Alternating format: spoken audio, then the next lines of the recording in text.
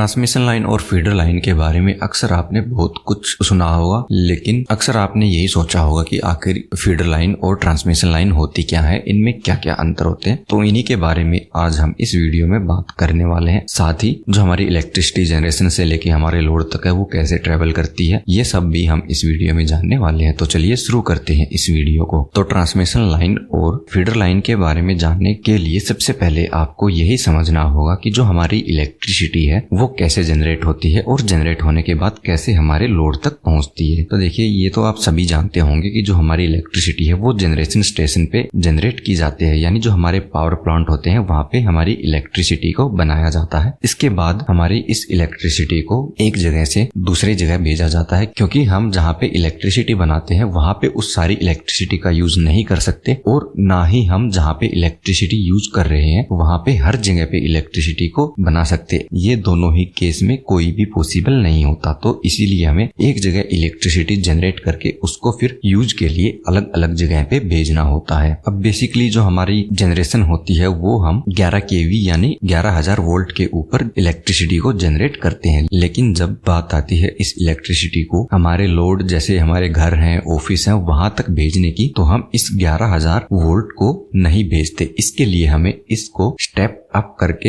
हमारे ट्रांसमिशन के लेवल तक बढ़ाना होता है, क्योंकि अगर हम हाई वोल्टेज में इलेक्ट्रिसिटी को एक जगह से दूसरी जगह भेजेंगे तो इसमें हमें जो लॉसेस देखने को मिलते हैं वो लॉस बहुत ही कम देखने को मिलते हैं। क्योंकि अगर हम पावर को सेम रखते हैं और वोल्टेज को बढ़ा देते हैं तो ऐसे में हमारी लाइन में फ्लो होने वाला करंट घट जाता है, यानी जो हमारे कंडक्टर हैं उनमें जो करंट फ्लो होगा वो कम करंट फ्लो होगा, जिसके कारण जो हमारे लॉसेस हैं वो कम हो जाएंगे। इसके अलावा हमें ज्यादा भारी या मोटे कंडक्टर की भी जरूरत नहीं पड़ेगी। आगे बढ़ने से पहले दोस्तों, अगर आपने हमारे चैनल को सब्सक्राइब नहीं किया है तो आप हमारे चैनल को सब्सक्राइब कर सकते हैं, ताकि इलेक्ट्रिकल की ऐसी ही बहुत सारी जानकारी आपको मिलती रहे। अब इलेक्ट्रिसिटी को बनाने के बाद इसके ट्रांसमिट के लिए हम इसको स्टेप अप करते हैं, और स्टेप अप करने के लिए हमें ट्रांसफार्मरों की जरूरत पड़ती है। अब जहाँ पे ये ट्रांसफार्मर लगे होते हैं और जहाँ पे हम इसको स्टेप अप या फिर स्टेप डाउन भी करते हैं, तो ऐसी जगह को हम सबस्टेशन के नाम से जानते हैं। अब ये सबस्टेशन स्टेप अप भी हो सकते हैं और स्टेप डाउन भी हो सकते हैं। अब स्टेप अप क्यों करते हैं ये हमने आपको बता ही दिया था, क्योंकि अगर हमें एक लंबी दूरी तक अपनी इलेक्ट्रिसिटी को ट्रांसमिट करना है तो इसके लिए हमें इलेक्ट्रिसिटी को स्टेप अप करना ही पड़ेगा। 11,000 वोल्ट में जनरेट होने के बाद हम इलेक्ट्रिसिटी को mainly 765 kV, 400 kV, 220 kV, 132 kV तक स्टेप अप करते हैं, और उसके बाद ही हम इसका हाई वोल्टेज यानी HV ट्रांसमिशन करते हैं। अब एक बार हमने इसको स्टेप अप करके ट्रांसमिट कर दिया तो इसका हम डायरेक्ट यूज नहीं करते। जैसे मान लीजिए हमने 220 kV पे अपनी इलेक्ट्रिसिटी को ट्रांसमिट किया है, तो ये आगे जहां पे भी हमने इसको यूज करना है वो डायरेक्ट हम 220 kV पे नहीं करते हैं। इसको यूज करने के लिए हमें इसको फिर से दोबारा स्टेप डाउन करना होगा, उसके बाद ही हम इसका यूज कर सकते हैं। जैसे हम इसको 132 kV, 33 kV, 11 kV तक डाउन करके उसके बाद फिर हम इसको डिस्ट्रीब्यूट करते हैं, यानी इसको अलग अलग फीडर में बांटते हैं। अब जैसे मान लीजिए हमारी यहाँ पे हमने 11,000 वोल्ट जनरेट किए हैं, इसके बाद हमने इसको स्टेप अप करके 220 kV तक लेके गए हैं। अब इसको हमने ट्रांसमिट किया दूसरी जगह। अब एक जगह आके हमने इसको 132 kV में स्टेप डाउन कर लिया। अब यहाँ पे कुछ हमारे बड़े कंज्यूमर होंगे, जैसे बड़ी बड़ी फैक्ट्रियां हैं, उनको हम डायरेक्ट 132 kV की सप्लाई जो है वो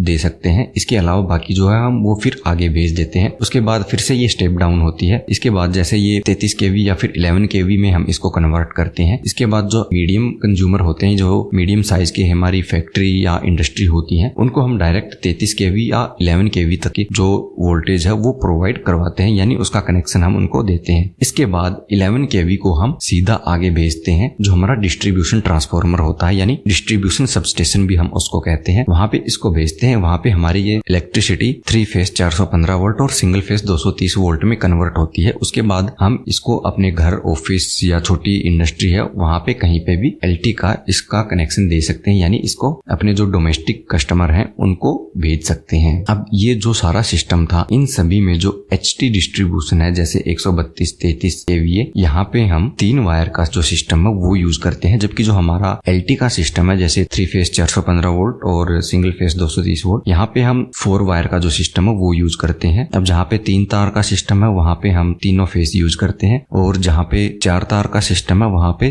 3 फेज और 1 न्यूट्रल हम यूज करते हैं। तो इतना आपने समझ लिया है। तो अब आपको बता दें, जो हमारी जनरेशन से लेके और जहां तक हमारी जो इलेक्ट्रिसिटी है स्टेप डाउन होना शुरू होती है, या फिर हम यूं कहें 33 kV तक हमारी वोल्टेज होती है, वो हमारी ट्रांसमिशन लाइन होती है। और जहां से हमारी 11 kV की लाइन जो शुरू हो जाती है वो लाइन हमारी फीडर लाइन कहलाती है। हमारी जो ट्रांसमिशन लाइन होती है उसमें हम पोल यूज नहीं करते, वहां पे हम टावर यूज करते हैं और वो टावर हम स्टील के यूज करते हैं। लेकिन जो हमारी फीडर लाइन होती है वहां पे हम पोल यूज करते हैं। अब ये पोल RCC का भी हो सकता है, लकड़ी का भी हो सकता है और स्टील का भी हो सकता है। जो हमारी ट्रांसमिशन लाइन होती है वो जनरेटिंग स्टेशन से शुरू होती है और जो हमारा डिस्ट्रीब्यूशन सबस्टेशन होता है वहां पे आके खत्म होती है। जबकि जो हमारी फीडर लाइन होती है वो डिस्ट्रीब्यूशन सबस्टेशन से शुरू होके जो हमारा DTR यानी डिस्ट्रीब्यूशन ट्रांसफार्मर है वहां तक जाने वाली जो लाइन होती है वो हमारी फीडर लाइन होती है, जिसको हम डिस्ट्रीब्यूशन लाइन भी कह देते हैं। इसके अलावा जो हमारी ट्रांसमिशन लाइनें होती हैं उनका जो ग्राउंड क्लियरेंस होता है वो बहुत ही ज्यादा होता है, जबकि जो हमारी फीडर लाइन होती है या डिस्ट्रीब्यूशन लाइन होती है उनका ग्राउंड क्लियरेंस बहुत ही कम होता है। अब ग्राउंड क्लियरेंस इस हम जो हमारी ऊपर लाइन गई है उसके और जो हमारी जमीन है इन दोनों के बीच का जो डिस्टेंस होता है उसको हम ग्राउंड क्लियरेंस कहते हैं। इसके अलावा इनमें एक मेन डिफरेंस और ये होता है कि जो हमारी ट्रांसमिशन लाइनें होती हैं उनमें हम टैपिंग कर सकते हैं, यानी हमारी एक पॉइंट से लेके दूसरे पॉइंट पे इलेक्ट्रिसिटी ट्रांसमिट कर रहे हैं, हम बीच में वहां पे टैपिंग करके एक लाइन कहीं और के लिए भी निकाल सकते हैं। लेकिन फीडर लाइन में ऐसा नहीं होता। फीडर लाइन में हमने एक जगह से फीडर लाइन निकाल दी, उसके बाद वो सीधा